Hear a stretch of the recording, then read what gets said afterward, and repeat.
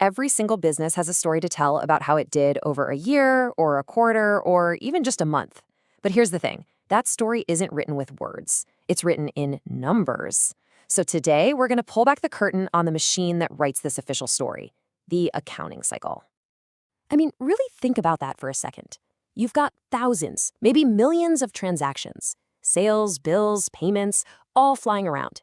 How in the world do you take all of that chaos and turn it into a set of financial statements that investors and banks and, yeah, even the government can actually trust? Well, the answer is a really disciplined, step-by-step process. So let's dive in and see how that story gets written, chapter by chapter. All right, so before we jump into the nitty-gritty, let's start with the big picture. Why does this process even exist? What's the point? What makes this structured approach so non-negotiable in the world of finance? Okay, so at its core, the accounting cycle is really just a framework. You can think of it as a set of unbreakable rules that make sure every single transaction is captured and reported with total integrity.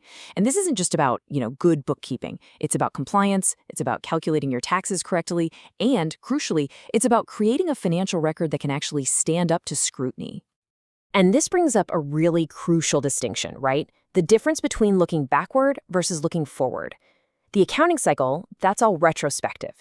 It's the official, factual record of what did happen, and it's built for external eyes, like your investors. The budget cycle, on the other hand, is prospective. It's your internal game plan for what you hope will happen. And here's the real key. You simply cannot build a reliable forecast for the future if you don't have a completely accurate story of your past. One absolutely depends on the other, no question. So, what's the one core principle driving this entire cycle?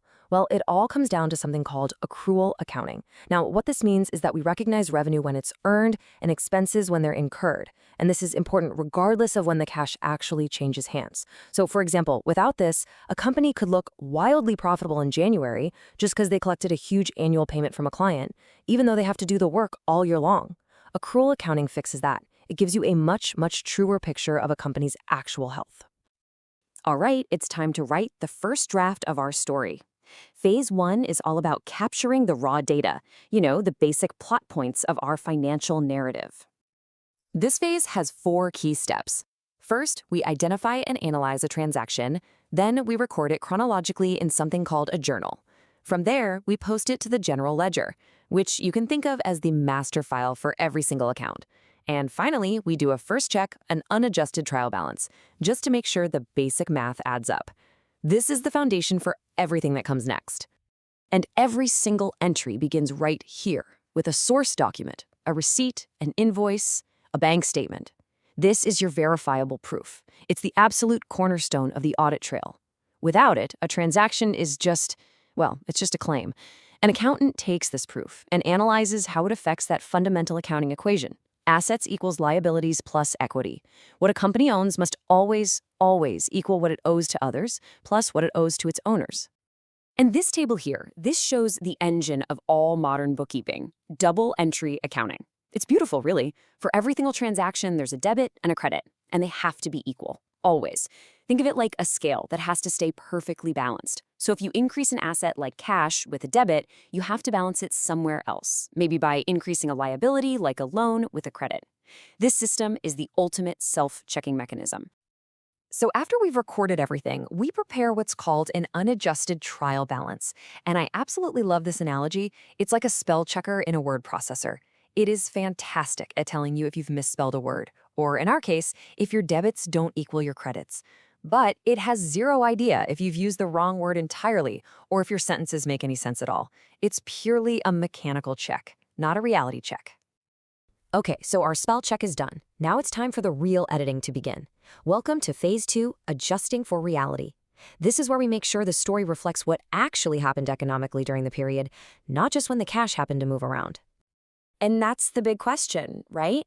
The math adds up, the debits and credits balance, so why aren't we finished? Because timing is everything. Just because cash hasn't moved doesn't mean economic activity has happened. We might have earned revenue that we haven't been paid for yet, or maybe we used up an expense that we paid for months ago, and that is exactly what we need to fix now. These 4 types of adjustments are what make accrual accounting actually work. You've got accruals, which account for revenue you've earned or expenses you've incurred before any cash moves. Then you have deferrals, which handle the total opposite, when cash moves before the service is rendered or the benefit is received. Think about paying for a year's worth of insurance up front. That's a classic deferral.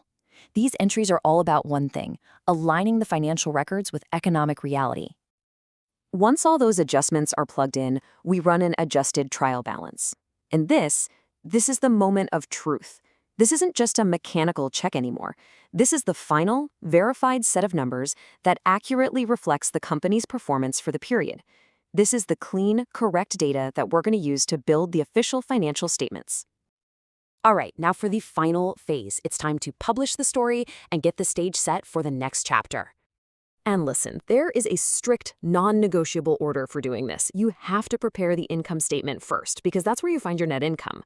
That net income number then flows directly into the statement of retained earnings, which tells you how much of that profit the company is keeping. And finally, that new retained earnings balance is what you need to make the balance sheet, well, balance. It's like a waterfall. One statement feeds directly into the next. Okay, after the reports are done, we do this really crucial step called closing the books. Here's what's happening. We take the net income for the period and we move it into a permanent equity account. Then, all the revenue and expense accounts, those are temporary accounts that only track this one period, they get reset to zero. This makes sure that when the next month or year begins, you're starting fresh. You've got a clean slate to measure the new performance. So let's do a quick recap of the journey our data took through these 3 different trial balances. We started with the unadjusted trial balance. That was our simple mechanical spell check.